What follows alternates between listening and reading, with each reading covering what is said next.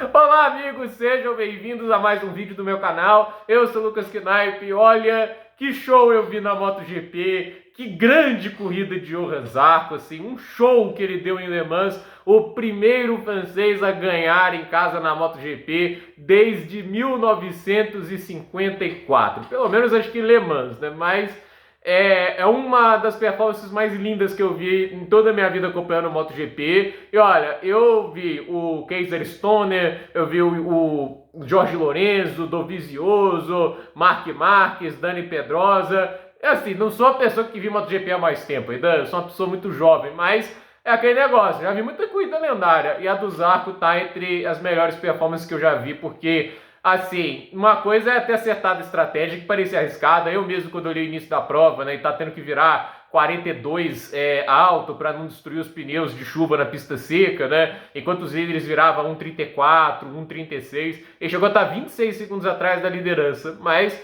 é aquele negócio, confiou no clima-tempo, estavam prevendo chuva, choveu e ele voltou 8 segundos ali na frente, né, do Marc Marques, líder da prova naquele momento, o Johan Zarco, né? E aí a gente pensava, né, pneus mais usados, andando numa Honda, será que tem como aguentar? Até porque quando o Marques passa o Miguel Oliveira, eu fiquei pensando, quanto de ritmo ele tem para aguentar o Marc Marques? Ele tinha muito ritmo, né? Tipo, ele abriu 20 segundos para o Marc Marques, e eu não acho que o Marc Marques andou lento, né? Eu acho que o Marques não quis correr riscos, mas a verdade é que não tinha ritmo para alcançar, né? Ele disse que na entrevista, né, que tentou forçar nas duas primeiras voltas e a distância ainda assim aumentou. Ele chegou a realmente abrir uns 3 segundos para o Alex Marques, eu acho até pensando no campeonato, né? E já perdeu duas corridas ali, pontos preciosos porque caiu quando não deveria errar, né? Forçando na hora errada. O Marc Marques pensou no campeonato até porque o Pecco Bagnaia teve um fim de semana para esquecer e o Alex Marques também resolveu cair muito, né, nessa corrida. Caiu 2 vezes, na segunda não conseguiu levantar e saiu zerado, né? Então o Marc Marques ele sai mais líder do que nunca do campeonato dessa corrida, mas no final, assim, é ofuscado por uma performance de um cara trabalhador na MotoGP, né? Tipo um veterano, que assim, eu lembro da carreira do Johan Zarco quando ele estreou, uma das motos que eu sempre tenho uma nostalgia, que era a Yamaha Tech 3, pra quem não lembra, era aquela Yamaha preta, com aqueles detalhes verdes por causa da patrocínio da Monster, né? Que a Monster é energético, que tem a garrafa preta, com aqueles detalhes verdes. É sempre uma das motos mais lindas que a MotoGP teve, e a Yamaha Tech 3 era o que? Era a Yamaha do ano anterior, é mais ou menos o que a Gresini é hoje para a Ducati, né? Com o Alex Marques e o Allmendinger, que andou muito hoje, né? E a questão é, quando teve um momento que ele estava andando super bem, fazia pole, teve uma quase vitória, se não me engano, em Valência, acho que naquela corrida, eu não sei se foi essa corrida que o Lourenço ficou segurando todo mundo, né? Mas a verdade é que teve uma corrida que ele quase venceu, com o Pedrosa passou ele na última volta, se não me engano, a última vitória da carreira do Dani Pedrosa. Aquilo, assim, eu era tão fã do Pedrosa que comemorei, mas machucou, né? Porque eu falei, caraca, meu Zarco de novo batendo na trave para ganhar, né?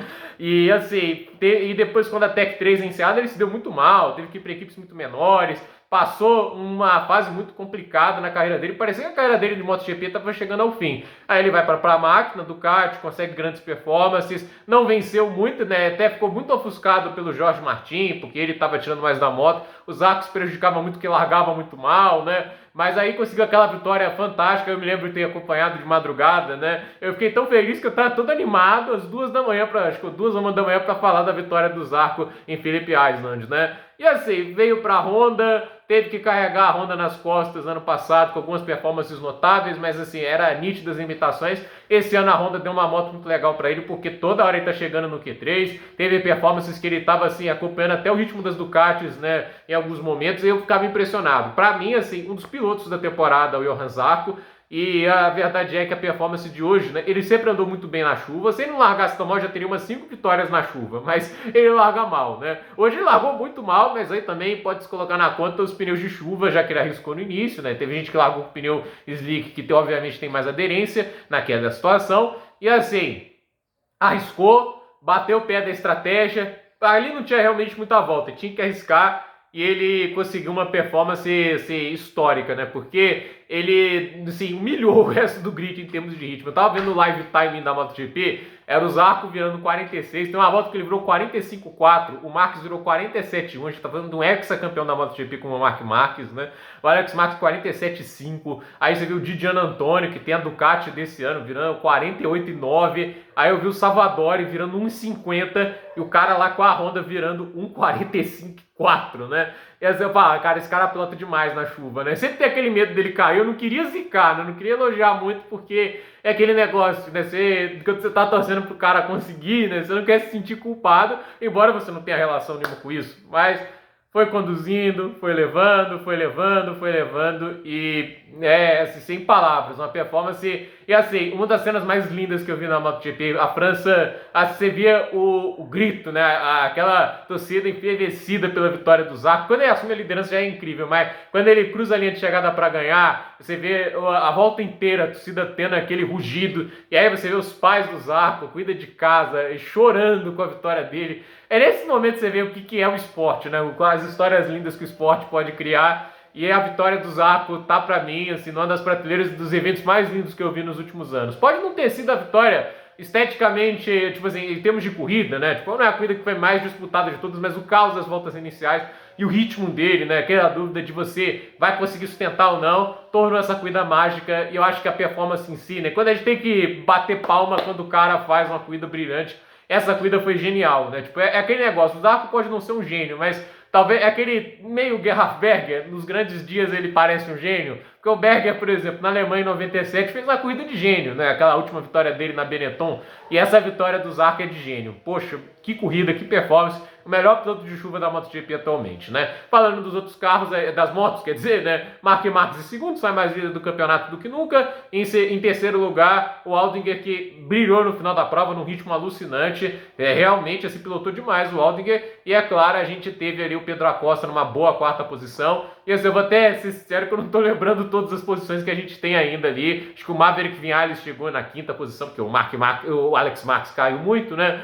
E ficou fora da prova. E assim, né, uma corrida decepcionante das VRs, o Didiano Antônio, mesmo não tendo tido nenhum acidente, num ritmo muito lento para a moto que tem. O Bagnaia, ali foi muito vítima, né, do ataque na primeira volta lá, que levou a queda dele, né, mas a questão é, tipo, o Marc Marques sorri de canto da boca, porque consegue um segundo lugar, 20 pontos extras no campeonato, enquanto os rivais saem zerados, né. E assim, muitas frustrações para outros pilotos que poderiam ter andado bem. Brad Binder caiu sozinho, Fábio Quartararo. Eu não sei se na chuva ele iria ameaçar o Johann Zarco. Eu acredito que não. Eu acho que em chuva o Zarco é mais piloto que o Quartararo. Mas a verdade é que no seco ele era o melhor, né? Tipo, naquelas condições de pista úmida, ele tava arriscando, mas aí talvez porque tava arriscando tudo. Tava além da margem de segurança, com a moto que tinha. Eu não julgo o Quartararo porque ele tá arriscando, né? Ele não quer ficar só lutando para o melhor resultado possível da moto. É a mesma coisa que o Max estava tendo naquela Honda capenga. Tava forçando além do limite e colocava a Honda no lugar que a gente não espera, lutando por um pódio, sei lá. Mas aí quando caía, né, a gente escapou, jogou os pontos fora, mas na verdade o cara quer ganhar, o cara quer o melhor resultado possível. Ele, se possível, no limite dele, não talvez no limite da moto, né? Por isso que às vezes cai. E eu não julgo tanto, mas é aquele negócio, podia ter conseguido um pódio hoje, visto que o Aldinger foi pro pódio, né? Eu acho que talvez um pódio era possível. Vitória, acho que hoje ninguém podia parar Johann Zarco. E olha que na primeira volta, lá naquela confusão do Bahia, tem que passar na brita, ficou por pé, ficou em pé na moto ali, mas aí é agradecer a Deus. Deus queria muito que Zarco vencesse com um show hoje. A segunda vitória de uma carreira que, assim, é de um batalhador dentro da MotoGP e mostra seu valor. Saiu da Ducati, mas encerra a sequência de 22 vitórias seguidas da equipe italiana e devolve a Honda ao topo do pódio depois de bastante tempo. Acho que desde o Rins em Austin a gente não tinha uma vitória da Honda, e que vitória para a Honda comemorar. Então, gente, por esse vídeo é isso. Dúvida nos comentários, deixe seu like, se inscreva no canal, compartilhe esse vídeo e até o próximo vídeo.